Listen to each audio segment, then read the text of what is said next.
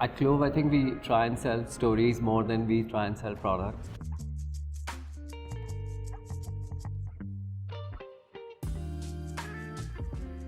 Hi, I'm Prateek. I'm the co-founder for Clove and KollektKlove. Hi, and I'm Gautam. I'm the other co-founder for Klove and KollektKlove. Welcome to our gallery. We are here today to talk about how we build and unwind.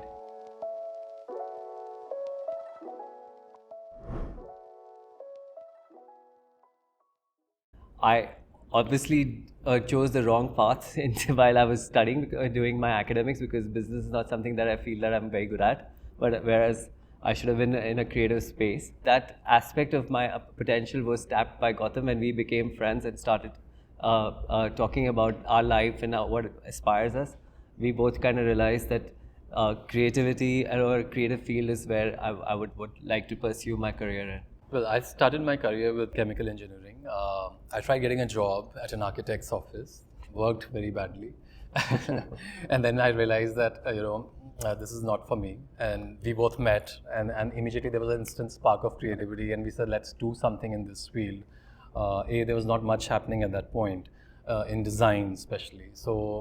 And glass as a material really fascinated us. So we said, let's get on with it. This is our 20th year of being together, and we met sometime early in 2005, and by September of 2005 was when we did our first show. It was like an instant thing that we met and we realized that we have to do this. We both wanted to create something new in our lives, and I think this is what it was. Well, in 2005, I think, as I said, there was not much design happening at that point. There was, of course, fashion. Fashion was great at that point. We were sort of, there was a lot to look up to. And I think 2005 was also the time when the word PR started happening in India. And I think it was pretty active. The newspapers were very active. Things were active. And I think design, it was the right time to start something in design. Art was amazing at that point again. So I think the only missing factor in this country at that point was actually design. And I literally feel from that day to today, there's been a major leap, in the field of design. So in the beginning, while experimenting with different forms, glass and other materials were something that we experimented with, but very quickly, after our first exhibition, we kind of realized that a lot of things that we like to draw or sort of realize, glass has that fluidity, that beauty, that a material lends to itself in the way that you can give it shape that you want, which is more organic. So that sort of led us to sort of started doing a lot more work in glass, and from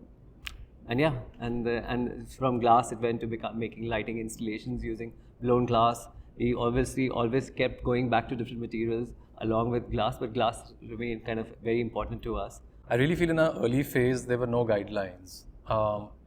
You had to do and learn everything on your own. There was no Instagram, there was no social media, there was no sort of exposure to the world which you could just get on an instant click. That was not possible. So you literally had to, I think even Pinterest happened like a little later. I feel really old in saying that, but but at the same time, I think it was interesting because everything was sit and trial. It was a learning. There was a lot to learn. And I still feel that till today, even after these like 20 years of our work, I feel that there's so much to learn. There's so many materials in this country one can work with. There's so much to explore. It's like an immense wealth of design and power one can hold if you kind of treat your work with the passion it deserves. In the beginning of our practice, we had a lot more time, a lot more energy and mind space to do what one wants to do, and that was very nice and sort of nurturing as a person who doesn't come from a design background or is starting out new, to sort of get that time, get that space where you can do something, make a mistake, and go on and learn from there on. Whereas I think a lot of people who are now entering in this field, India has evolved a lot from just being an artisanal base to being a very strong design hub. There is design permeates in every aspect of Indian products and services. So anybody who becomes an entrepreneur in this space now has to know be at the top of their game to make an impact. Whereas when we started, we had a lot of time for our conveniences and for us to get all our faculties together. I feel like at the same time, like while the playground has many players, at the same time, I feel there's a lot of respect and a lot of sort of help which is available to someone today, and that kind of evens out your playground on a global level. You're actually competing globally now. You get the respect as an Indian designer. Like you say, you're a designer from India, you will get that respect equally across the globe. It was not the case 15, 20 years ago. India, as Prateek rightly said, was still used as a vendor base. And I mean, I strongly dislike that term because I feel the moment you take the respect out of an equation, any profession, it's not cool. So I think that is something which is amazing today. I don't think the absence of education was a roadblock. In fact, we just use it as a selling point. I think today education and the way it is being imparted is totally different from what it was 20 years back. So I would not be able to guide them in terms of that. But I would just say that one can get educated or get aware about any aspect today at a click of a button. My advice to anybody who wants to get into anything that is skill-based or creative is that it has to be backed by a strong amount of passion to do that thing. I feel like if, in today's world, especially like with AI and all that happening and so much noise all across digitally, it's very important to sort of clear yourself from that noise for a while, and as long as you need, you take that time. And I think it's very important to then create your own language and then maybe live with it for a while. And once you're sure of your language and that it's a unique language, and that's when you go for it. That's when you start your business. I think that, because I feel it's like diving, you need the right jump, right? So you need to have a very solid base in order to do that. And I think that starting point is one of the most important things. At Clove, I think we try and sell stories more than we try and sell products. We are very, very sort of enamored by the idea of creating a full spectrum of sensory experience. So I'm mostly charged when I'm showcasing my work at an exhibition or doing a design thing. So the idea is that I want any audience that comes and sees our work to be fully immersed in it. We think about music, we think about smell, we think about taste, and we start thinking about that the minute we start thinking about a collection. So the storytelling aspect of is the most important aspect in my headspace, at least. I feel like for a designer, it's so important to live in a dream. Like, you dream all the time. I think it's one of the most beautiful professions because you can think, you can create. A lot of people can't do that. They can't visualize. And everyone has their own skill set. But at the same time, I feel people who are creative, they definitely have a special edge. So we try to, for example, empower other people with the same skill set, and whether it's design or learning the art of glass blowing. Today in our factory, there are many people who are actually came from very unskilled backgrounds, and even their fathers or grandfathers were not really doing glass blowing. But today they have started doing that. So I think that's something which really has been, like, we feel very happy about, that we are at least trying to, that this skill has been taken on by new people. They want to take it up. And I think that's a beautiful thing. With relation to what has been our Clove's relationship with the glass blowers, and how this has been a symbiotic relationship, it's amazing because when we started Clove, we didn't have a base. We were using artisans from scientific glass blowing industry to do our work, and they came from there was no we didn't have access to anybody who did glass as an art form, and most of it comes from Firozabad, which does a lot of cast glass. So blown glass blowers that do art form based blowing was something that was sort of almost non-existent in the country.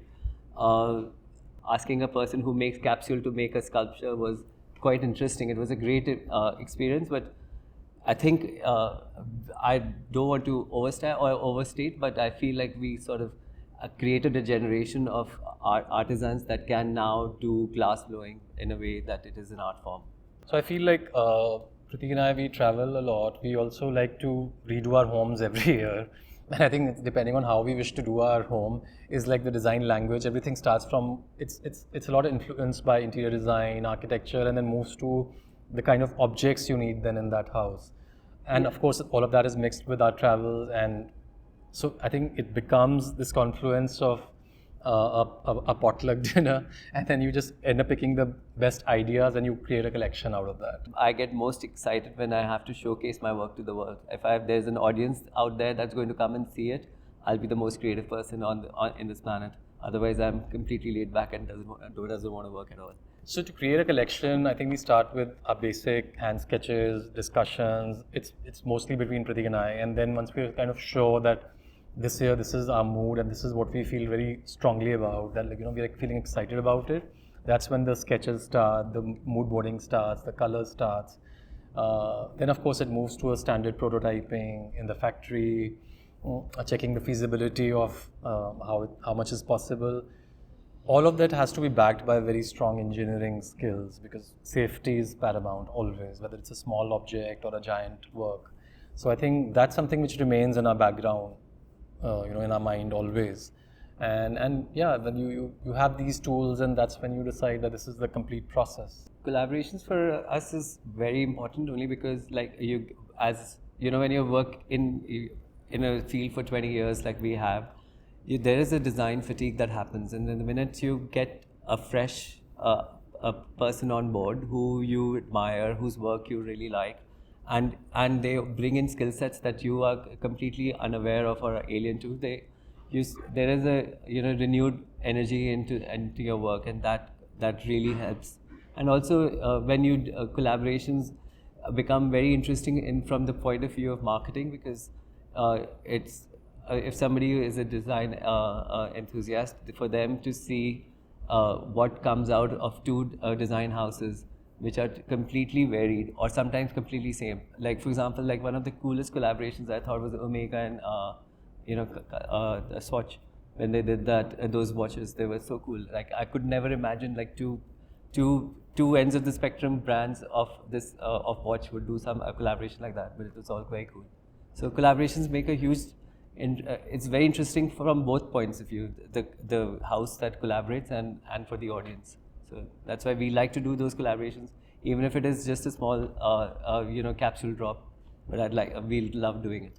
I think collaborations come out of again respect for another designer or person's work, and when you know that you love their work, but this is something obviously in a different genre. So it could be like a very senior designer. It could even be an artisan. Like for example, recently we collaborated and we did a temple collection with Firozabad Artisans, because we wanted to give them that respect and honor that the little things you make also can be put in a fancy house, and we wanted to bring them in sync with our work and bring them all over here. So we created an entire temple collection out of that, and we picked on, it was very direct collaboration. We picked on their small little things they make, and we added them to our work, and that was it. But the end product came out pretty nice, and I think we are very happy and proud of such collaborations as well. We have created, and Clove has ever appeared as challenging beyond a point. If we feel that it's unsafe, we say no. If we feel it's challenging, we say yes. And we love pushing our boundaries. In fact, not just us, our entire company loves pushing boundaries. They go to their so we try to kind of create crazy sort of actually one of the earliest one, the one we did with Gaurav Gupta was fun, because we never worked with fabric, and his fabric is all like that sculpted fabric, right? So, but the end result was like really nice. We were very happy with it. Also, I just always find that the last project I do always becomes my favorite, because whether it's challenging or not, but in my headspace, challenge is when we don't know whether we can do it, and or because we are trying to create something which the glass blower may not be able to make. So the challenge is more about it's a mind game of trying to figure out what is possible and how much should we hold back. But other than that, it's always the latest project that always remains one's favorite. We want to make the world a more beautiful place with our contribution. Very Miss Universe statement to say, but at the same time, we're very excited about whether it's like a wall texture or it's an airport building or it's like a public space.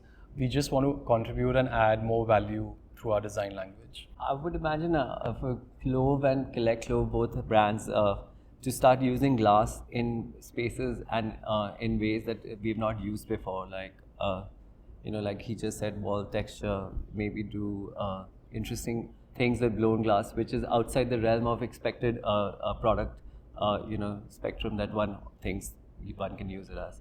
So it'll be interesting to do things with or get involved in projects where we get to understand how to use glass in a different way.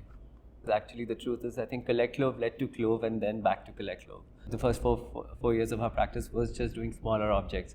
And then as the practice grew, we started doing a lot more lighting installations, doing table lamps, floor lamps, and then grew to doing larger installations. So, and then finally we come back to this because we wanted to experience a designing product in a smaller way. It was a marketing as well as a design decision, because in a marketing and sales point of view, we offer our services to a lot more people, and it becomes an entry point to people who would want to be part of the Klove world and our aesthetic and everything. Collectklove is baby Klove. So for us to be in a retail environment and to bring out a retail brand like Collectklove is very new. It's something that is not even 2 years old. We're in our second festive season now.